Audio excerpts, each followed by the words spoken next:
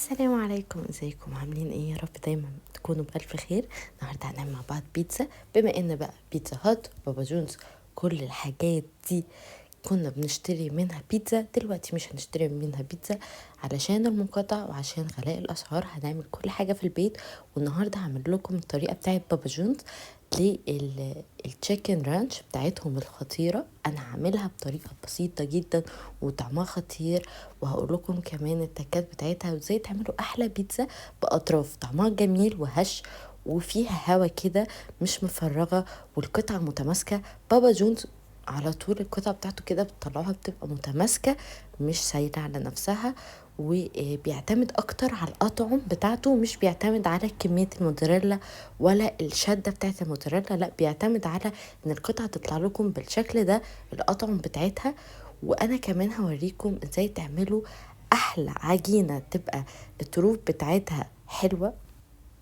وبصوا جواها هوا زي ما انتم شايفين كده. بصوا لما همسك لكم ال الكراست بتاعها طري، متماسكة، مش ملسوعة، بتاخد وتدي معايا، طعمها خطير جدا.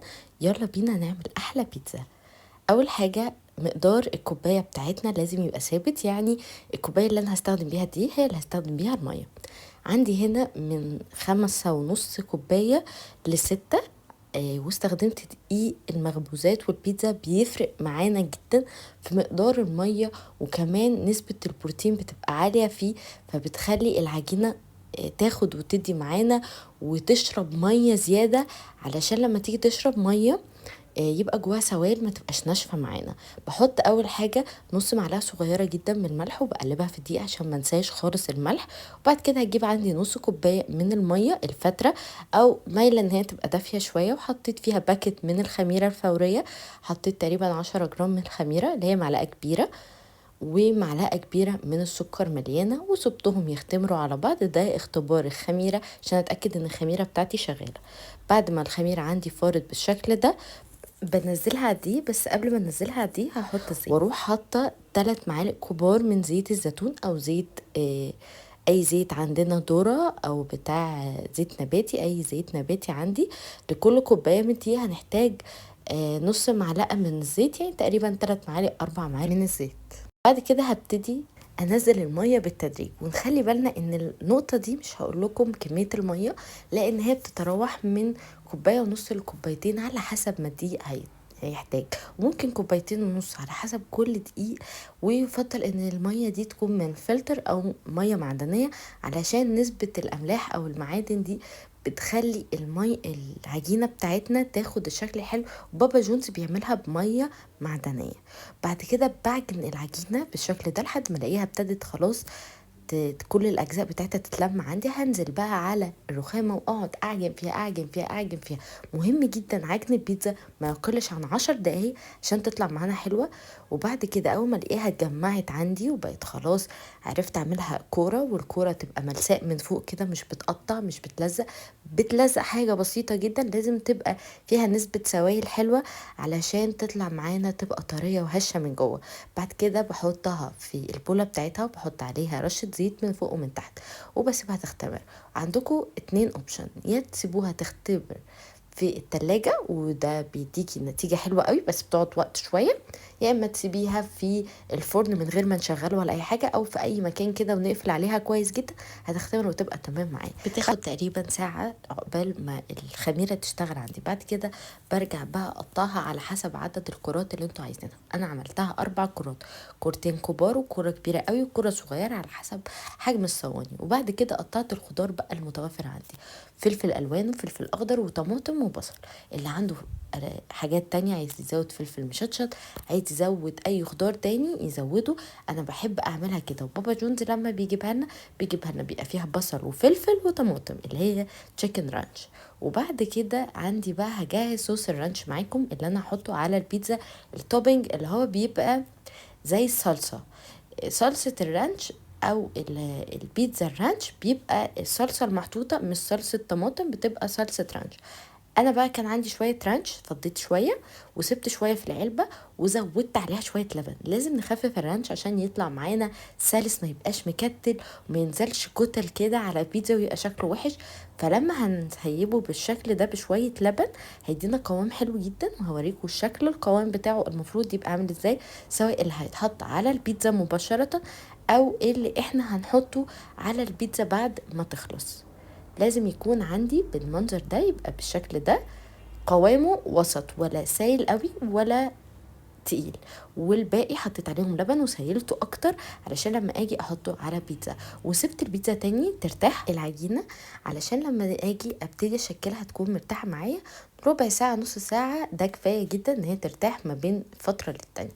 وبعد كده بروح رشه شويه دقيق وانزل بالعجينه كده وابتدي اطبطب عليها واوسع كده واطلع بالطروف لبره علشان اخلي فيه هوا في الطروف. دي التكه المهمه جدا. لكن لو فردنا بالنشابه، النشابه هتشيل الهوا خالص من البيتزا وتفرخها. شايفين الحته اللي هناك دي هوا بس، يعني الحاجات دي هي اللي بتخلي الاطراف بتاعتك تبقى هشه ولذيذه، مش مكتومه، مش مجرد قطعة من العجينة مكتومة. لا، احنا بنبتدي نفرد كده وناخدها بشويش ونبتدي نمطها كده، وهي عشان مرتاحة هتروح معانا. لكن لو مش مرتاحة وحسيتوها بترجع في مكانها، يعني انتوا عمالين تعملوها كده بترجع، تسيبوها شوية لحد ما ترتاح كمان شوية وبنبتدي نعمل فيها تاني. بعد كده بعد ما جهزت بصوا هبتدي اشيل بقى العجينه، اوريكم ان هي بصوا سايبه ازاي ومرنه معايا. وانا خلاص مادام وزعت الهواء خلاص في الاطراف، خلاص كده تمام. هحطها في الصينيه عندي، هدهن الصينيه شويه زيت وشويه من دقيق السميد المتوفر عنده اللي هو بتاع البسبوسه. لو مش متوفر عندكم خلاص نكتفي بس برشه الزيت، لكن دي السميد بيديلها كده ايه كرانش شويه من تحت. وبعد كده هجهز عندي اهو الزيتون الاخضر وفلفل هالبينو، ده مهم جدا.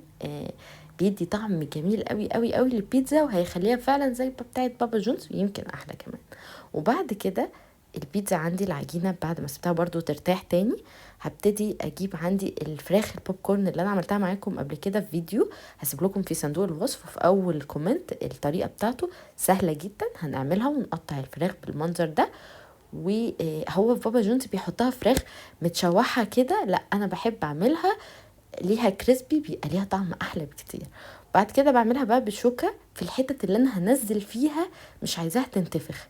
لكن الاطراف لو انتوا عايزاها تنتفخ وعايزينها يبقى فيه اطراف، ما تجوش جنب الاطراف وسيبوها. وهننزل بصوص الرانش اللي احنا خففناه، هندهن بيه الصينية كلها علشان يدي طعم جميل قوي. صوص الرانش يبقى قوي في البيتزا.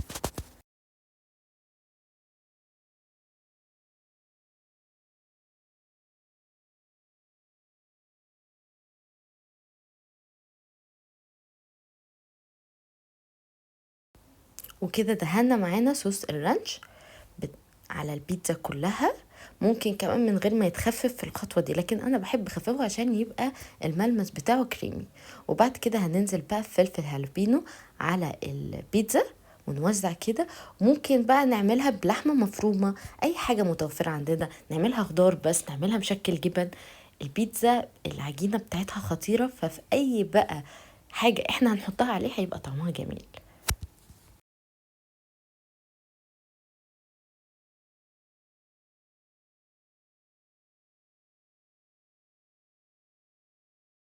وننزل كده بقى بقطع الفراخ البوب كورن ونظبطها كده، ما نحشيهاش كتير لان فيها اطعم كتير. فالاطعم الكتير دي كل واحد فيه يبقى ليه طعم مسيطر، فعلشان ما تبقاش الحاجات كتير جنب بعض، يبقى كل قطمة فيها طعم مختلف، يبقى فيها بتبقى طعمها حلو يعني كده.